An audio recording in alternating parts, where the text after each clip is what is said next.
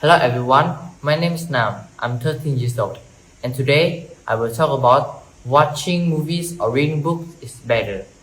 Well, nowadays there was a lot of debate about watching movies or reading books is better. But personally, I think both have their own benefit. With reading books, it will help you to more creative because it asks you to create the place, asks you to create the character, also sometimes asks you to create the story too. Reading books will give you more detail than watching movies, so then you can understand more.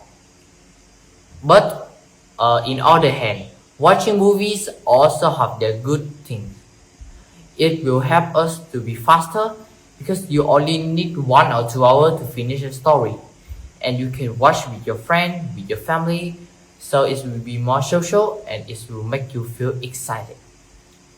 But with me, I prefer reading book more because reading books will help us to be more creative and improve our language, especially English, because a lot of famous book is from England and America, like Titanic or Harry Potter. So you can be better at English. You also can gain more knowledge after reading books too.